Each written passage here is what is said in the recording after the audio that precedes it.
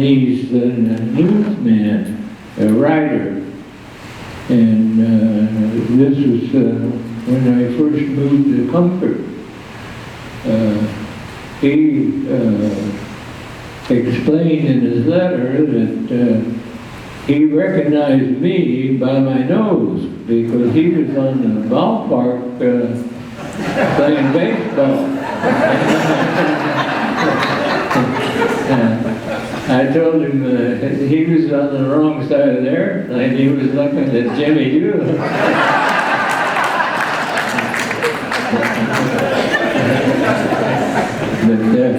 But he came to the States. He even came to my home with a team of writers and photographers. And he also attended the reunion that we were having up in Mystic, Nebraska, Connecticut. And he taught me to talk and so forth. That at that time there was a photographic mission, and I had been asked if I wanted to go on that. So I was up above, and he was down there talking, so I don't know what he said. Well, tell us about your bombing run. That's a pretty harrowing story. Tell us about that.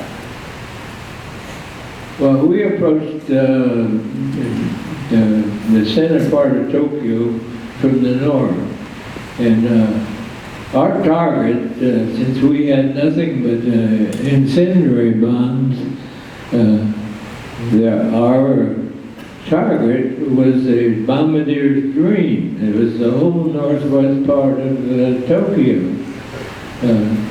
And our job was to light up Tokyo for a couple of reasons. One was to do as much damage as the fire bombs could do. The other one was to kind of make a reference to the trail for the following airplane, since some of them were going on down to Nagoya and Kobe. And it was, as we approached the area that Fred Bramer, the bombardier, had picked out from the maps of what to try and bomb, was he had pictures on the carrier of the area. And as we approached that area, Colonel Doolittle took over the airplane and climbed up to 1,500 feet and turned it back over to Fred Bramer, and he picked bombs the place that he had picked out. We weren't jumped by any fighter aircraft, and as we finished the bombing run, aircraft began to appear often around us and so forth. There was one that shook us up a little bit, but the rest of them weren't accurate at all. And we were able to complete our run and so forth and get back down at a low level and get the heck out of there. That's right. And then you guys, you safely make it out of Japan, fly down, and are heading over the East China Sea toward China, and you're low on fuel, and Hank Potter hands you a note. Tell us that story.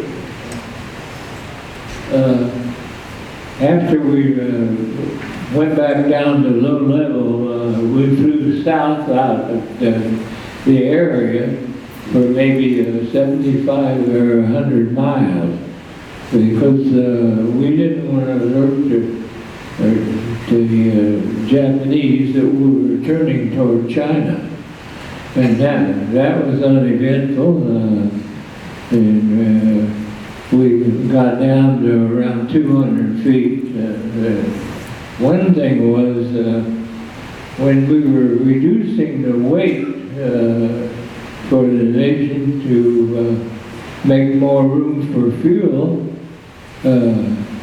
they took out the Norden bomb site for the reason that we didn't want the enemy to have it. But unbeknown to us, when they did that, they took away part of the automatic pilot. So we had to manual the whole thing all the way to China. It was uneventful. We flew along maybe 100 miles south of the island chain, and the course that Hank Potter figured out for us, he at the end of the Japanese chain is a place called Hiroshima, and he passed right over it, and we proceeded on to Japan, or to China. It was, the flight was pretty unexpected, eventful. We had nothing but kind of rough weather, a little bit of mist. And after a while, maybe 4 hours or so, Hank Potter, the navigator, passed a note up to us that we were going to probably end up about 180 miles short of the China coast.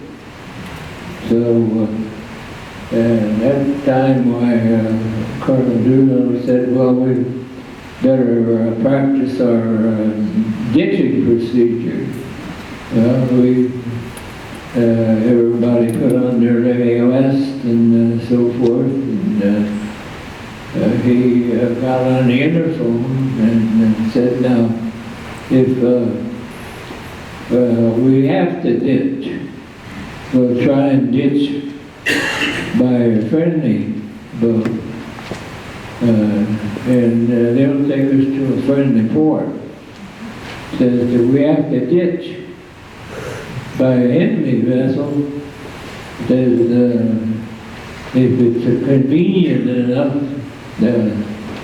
we'll try to take over that. Right away, the thought says, here we are, 5 people, each one has a 45. We're going to take over the vessel. Anyway, we came to the mileage that Hank had said we were going to be running out of fuel, and we still had fuel. And also the seawater was beginning to change from a kind of bluish color to a little tan to it. So we got the idea that there must be land around here somewhere. And as it was, we kept flying and arrived over the Chinese coast. And as we approached China, we immediately ran into bad weather, and not knowing the exact height of the area around where we were, we climbed up to 9,000 feet, and were on instant. You couldn't see the ground. There was lots of rain and wind and lightning, and not knowing that the homing station that had been supposed to be at the place we were going to land, the airplane carrying the homing station had crashed on the way there, and we had no homing method. The only thing we could do was to keep flying until, with hope of maybe having a break in the storm where we could find a place to land. That wasn't about to happen. So we just kept flying until the gas gauges were bottomed out. And at that time we bailed out. And the next day after we bailed out, and the Chinese took Colonel Doolittle and Fred Dramer, or Paul Leonard, the crew chief, went up to the scene. And the fact that the airplane didn't burn was a good indication that we didn't have any gas.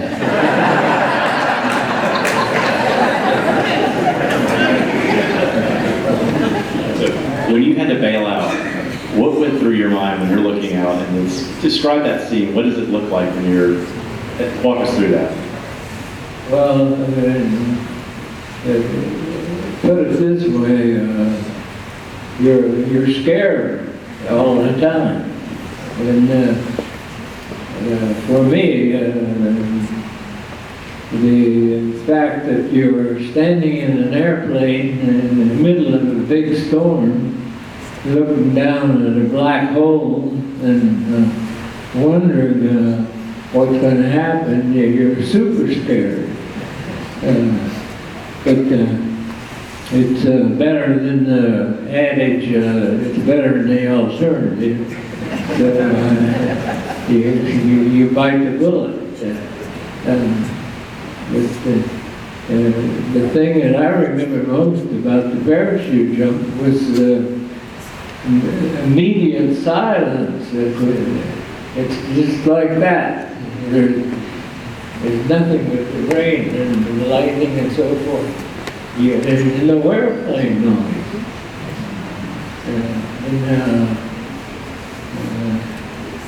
Anyway, my bailout was successful for all the crew members.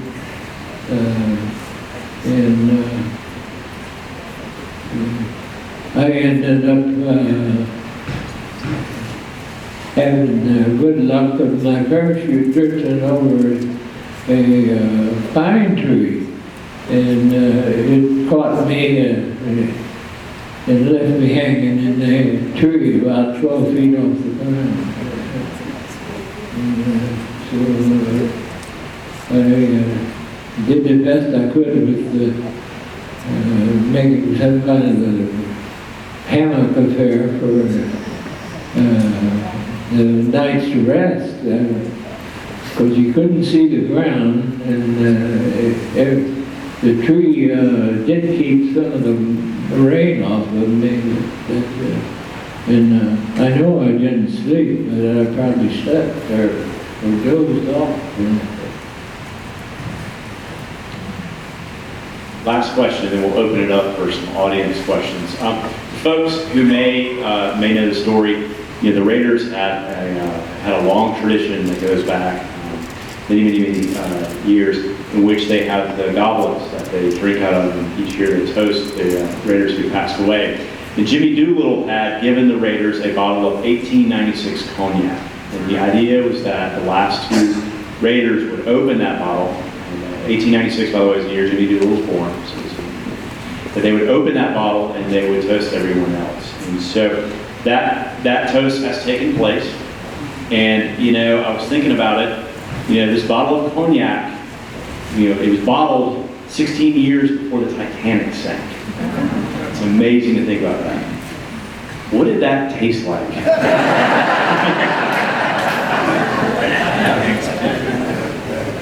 All I can say about it is that it wasn't sharp taste, is very smooth.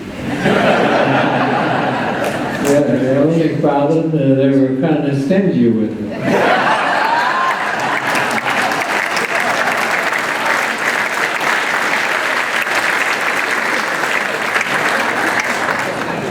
That's great. Well, why don't we take a few questions from the audience?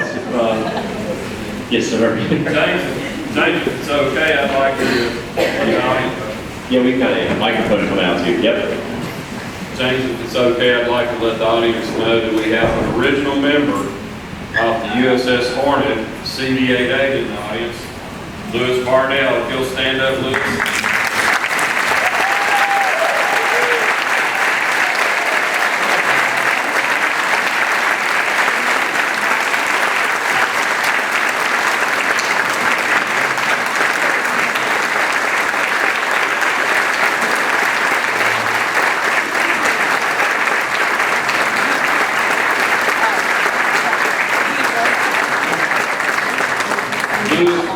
Just so everybody knows, Lewis was on board the Hornet from day one. When it came out of Norfolk, Virginia, on his sea trials, he was there. It went through the Panama Canal over to San Francisco where they picked up the Doolittle Raiders.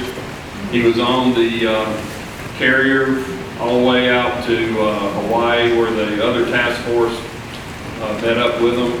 And then when they got ready to launch, Lewis was one of the key guys that was handing gas cans up to the crews, that 5-gallon gas can that helped them get to China. And later, Lewis was on board the Hornet when it went through the Battle of Midway and the Battle of Santa Cruz where it sunk.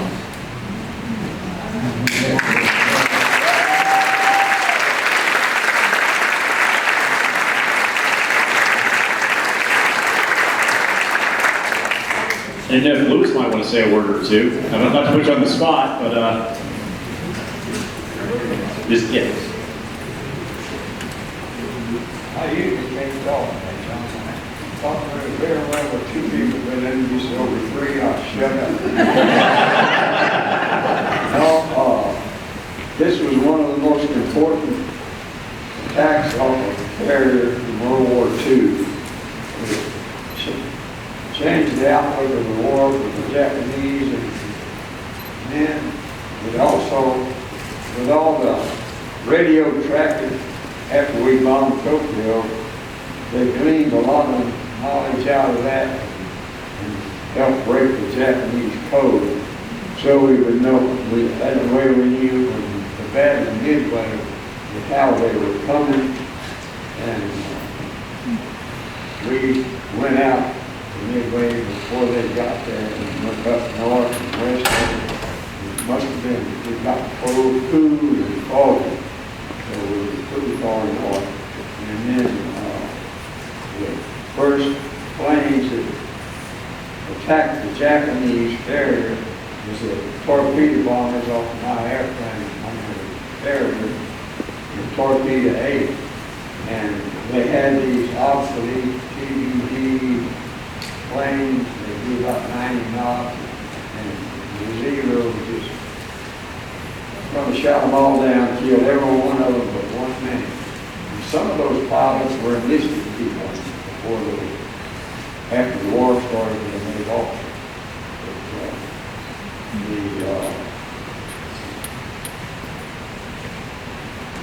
One of those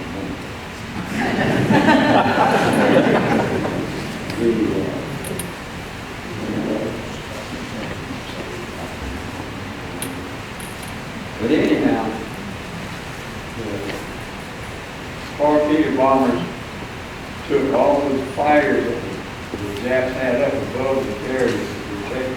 They all came down to sea level, and then when our bombers got there, they had an open door.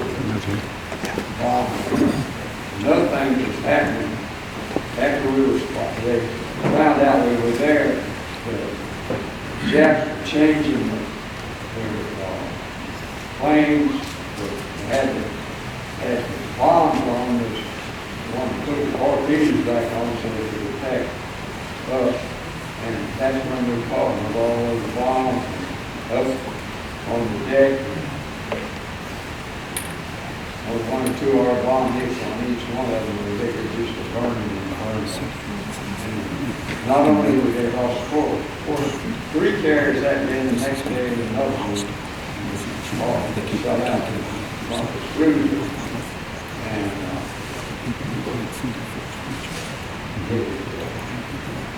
the battle in Midway was really a turning point. They lost not only those carriers, but they lost almost all those pilots that got all the experience 4 or 5 years bombing China, their best pilots. And they were irreplaceable. Midway was, I think the good Lord just did for us.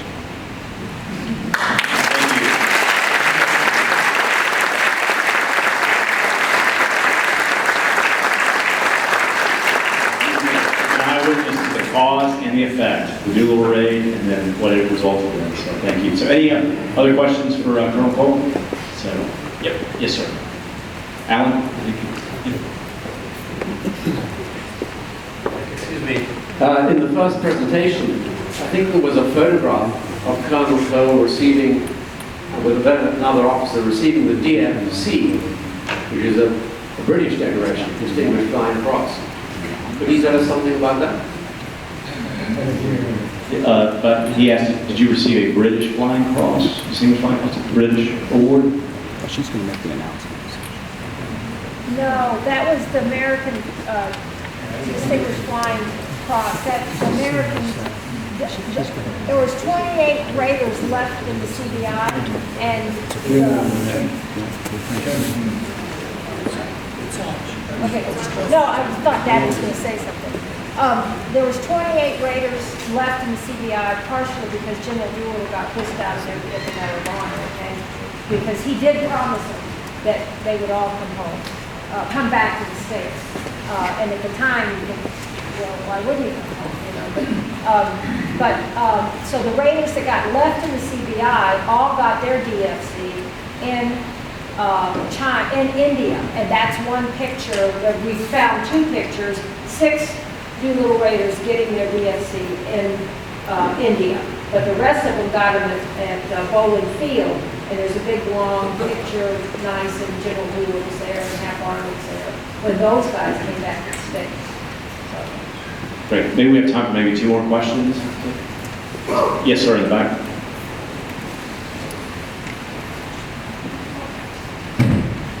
How was Colonel Cole selected to be Jimmy Doolittle's co-pilot?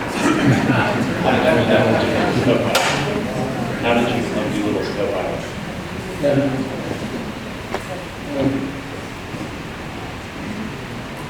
Originally, the way the thing worked out was that we were at Columbia, South Carolina, and I had been crewed up with another pilot that became ill during our training, and so that ended up that we were without a pilot. Even though I had been upgraded, I didn't have any carrier takeoff practice, so I didn't feel qualified to try to be the first pilot. But in talking with the crew, we all decided we wanted to go. So I went to the operations officer and told him that we wanted another first pilot because there were several alternate crews that were waiting in the wings, and if they found out that we didn't have a pilot, well, we were dead in the water. So, and anyway, I talked to the ops officer, and he said, well, the old man is coming in this afternoon, and I'll throw you up with him. And if you do okay, you got yourself a pilot. So that was all well and good. And it worked out that Doolittle did come in, and he took the other pilot's seat, and we were the baggage that went along with it.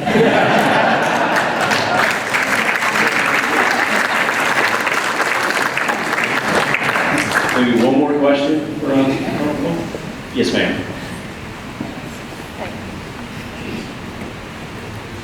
I would like to know, when you discovered your wife to be above on the flight with you that training day, when you discovered her on the flight, what was your initial reaction?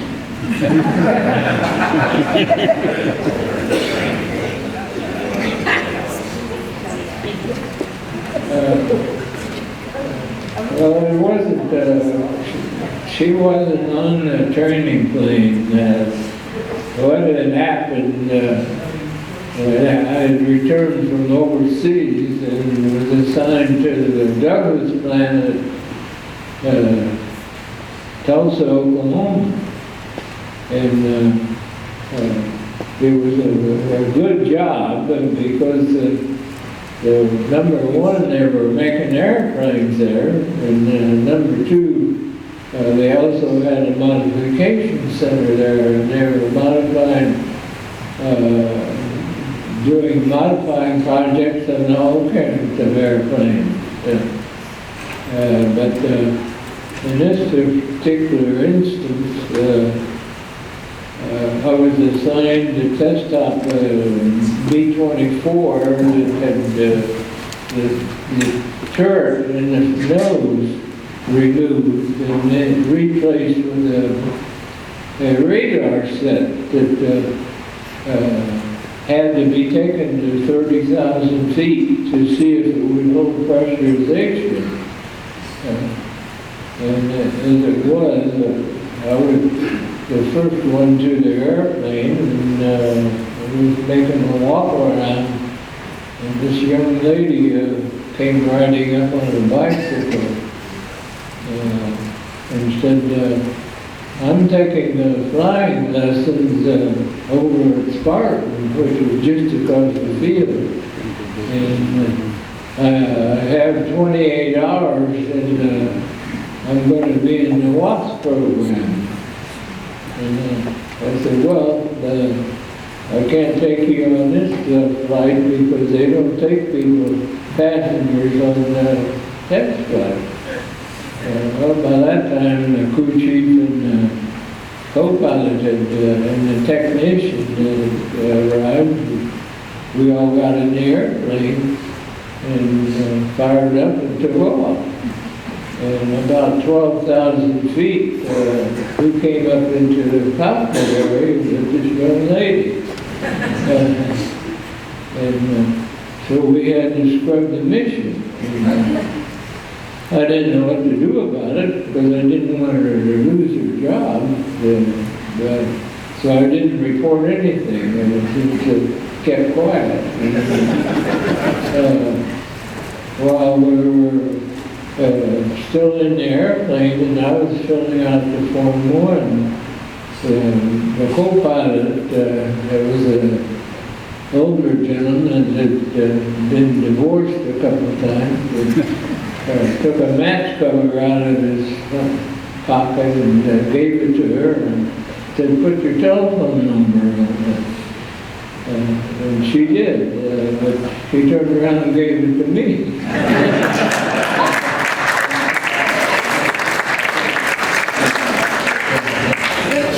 That was another quandary. So.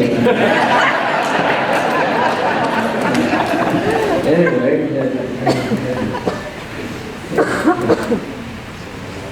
Terrific. Well, listen, Dick, thank you so much. And please join me in thanking you.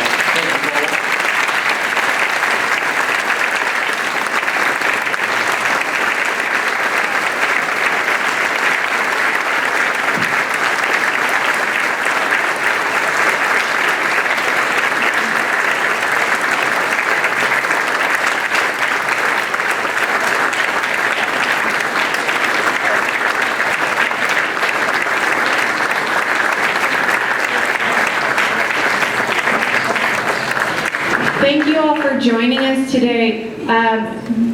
Lieutenant Colonel Cole actually has another interview soon afterwards, so what we're going to do is, if you all can be very good at remember elementary school, what we're going to try and do is, those of you who would like to shake Dick's hand, please line up on the left side over here. All right? For those of you who are excited and ready to get your picture, a signature from our authors, please line up on the right side of the ballroom. All right? Now, we will eventually cut some of you off, so please don't be upset with us, but he does have to get to that interview, okay? So, thank you. Be patient. Line up first before you crowd the stage, okay?